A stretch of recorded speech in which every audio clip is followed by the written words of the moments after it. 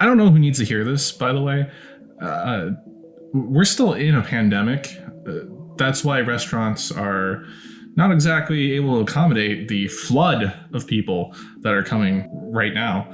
And being impatient with the single hostess that's working in front, it's not going to help you. It's not going to help anyone around you. Also, lady that's allowing her kids to just be around everyone maskless, even though clearly they just come from a Little League game. That aside, please, for love of God, be nice to your hosting staff, be nice to the waiting staff, be nice to the kitchen staff if you see them. Tip well. Don't complain. Don't give bad reviews because the crowd of people that are piling in against the signage and staff asking them not to, that's not their fault. That's terrible people's fault. Stop being a terrible person. Just wait it out a little bit longer. Keep it in control. I had my first vaccination. Almost there for the second one. Just write it out, people. We're almost there. We're almost there.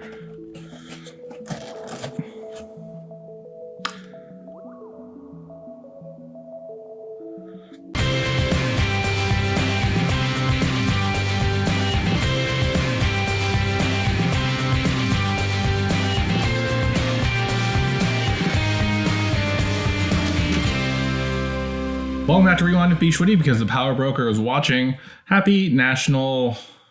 What is it? Happy National Pretzel Day, everyone. Yes, it's so hard to remember what these crazy made-up internet holidays are, but my one big reminder right now is that I do have some pretzels, soft-baked pretzels to be exact. Just a shout out to Milestone Tavern for accommodating my weird order of just their pretzel appetizer to go. Thank you for being so accommodating. The reason why I went with Milestone is because their appetizer not only comes with mustard to dip the pretzel in, it comes with nacho cheese too. And yeah, that's a great deal because I went around looking for the best pairings to go with soft pretzels for Pretzel Day today. Who cares about hard pretzels? I mean, I like them, but nothing compares to a soft Bavarian style pretzel. You know it. I know it. It's true. So what it burned down to, the best suggestions I found recommended Pinot Noir to go with a soft Bavarian pretzel. So we're going to be drinking this 2014 Ampelos 12 barrels Pinot Noir from the Santa Rita Hills, which is a little bit nearby me. It's the Santa Barbara wine area. And for our white, which they suggest pairing with the nacho cheese, we have the Januik Chardonnay 2014 from Cold Creek Vineyard. This is a Columbia Valley Chardonnay. So we're going to start by doing just the pretzel itself. Although it said Pinot, go all the way for Pinot until you hit the nacho cheese, we're going to test both to see which is better. Pinot.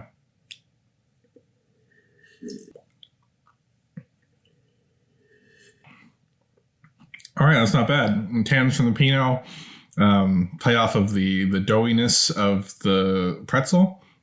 You know, that kind of yeasty, doughy flavor that the soft pretzel has. The butter kind of washes away since obviously it's a red, so it's gone through its malolactic fermentation, which means all of its malic acid has been converted to lactic acid, which is a complementary flavor with the lactose portion of the butter. But for good measure, we're going to have to try the Chardonnay as well. Nope, Chard first.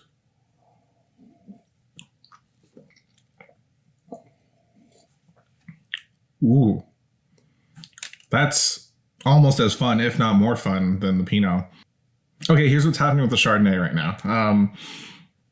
It's kind of lingering on the palate after that taste. The oakiness of the Chard kind of starts to shine through once it hits the mid palate. It complements the kind of the toastiness of the pretzel. Obviously, it's a oak Chard. It's going to play off of the butteriness in the Chardonnay, which is great. Kind of brings extra toasty note to the pretzel that you wouldn't normally have. And the longer it lingers, the butter and the butteriness of the Chard kind of play off of each other. For this, I'm going to give the Pinot Noir a 3.5 and just barely recommend the Chardonnay just above it out of 4.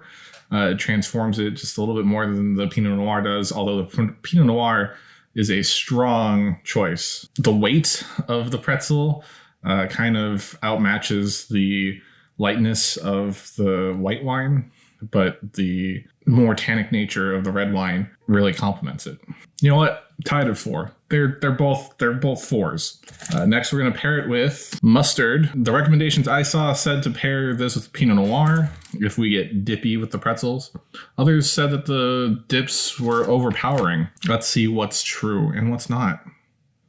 Pinot first, and I'm going with the recommended pairing first and then the other one. Normally I would go white to red, but it's Pinot. Yeah.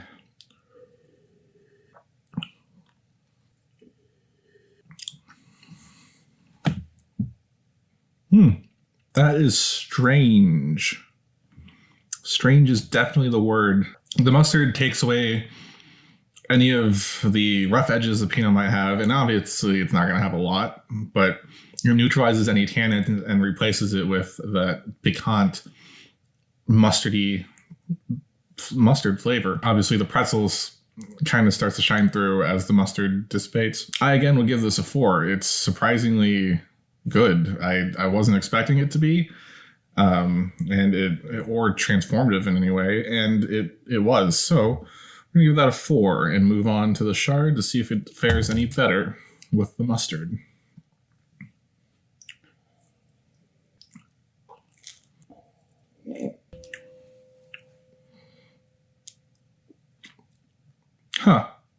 Again, it's not as bad as I thought it would be.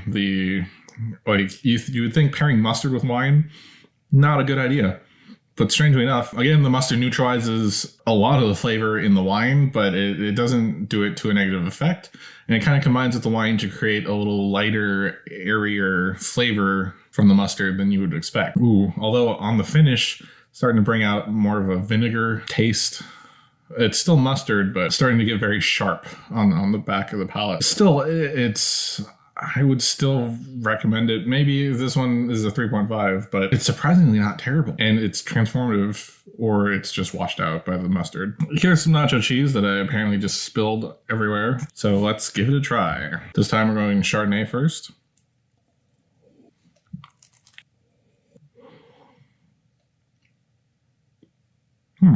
All right, so this nacho cheese has a very taco seasoning flavor to it, but the weird thing is that I thought it would not match with the Chardonnay, even though that was the recommended pairing, and it did. It strangely enough did.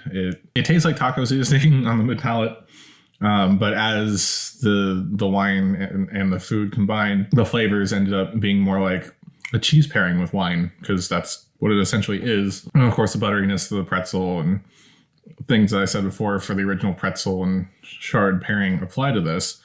And yeah, it's not terrible. This I would give more a 3.5 just because the flavors separate. It becomes taco seasoning, cheese, wine in that order. That's still cool. I like it. Let's try the Pinot Noir.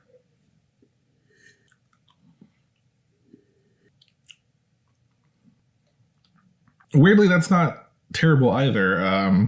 Again, the taco seasoning, Southwest style seasoning from the nacho cheese becomes the prominent flavors as it's lingering finish. Sorry, I wasn't expecting that. But yeah, forward, it starts with the nacho flavors and the taco seasoning flavors in the sauce hit forward when you start the tasting. Or pairing, excuse me. But as it travels on the finish, or the initial finish, I would say, brings out the tannic qualities of the Pinot Noir. But as that starts to fade out, you're left with a very smoky cheese finish, which isn't, again, terrible. So I don't know how to score this. If you have the choice and you are pairing with the nacho cheese, go with the Chardonnay. If you're pairing just with mustard, go with the Pinot Noir. If you're going plain, you can choose either, quite honestly. I can't help you. They're both a great choice to pair with soft pretzels, which I was not expecting at all.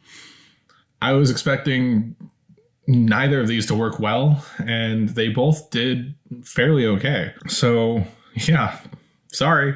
Guess you're gonna have to try both yourself, and let me know what you think in the comments below. That's it for me this Monday here on Rewind. Remember, you can find us here on YouTube, which is where the show lives, by going to rewindshow.com, hitting the subscribe button, and while you're watching the video, hit like and hit the bell to get notified when new episodes come out, and leave a comment and share. All of those YouTube things. Helps me immensely. You can also find me over on Instagram by going to @RewindShow, where you can find 10-minute versions of these episodes uploaded to IGTV with some supplemental stuff. It's always fun. It's fun, right? Tell me it's fun. And you can always find me on Twitter by going to @bschwitty. Like I said, this has been your Monday episode of Rewind. My name is bschwitty, and I will catch you next time.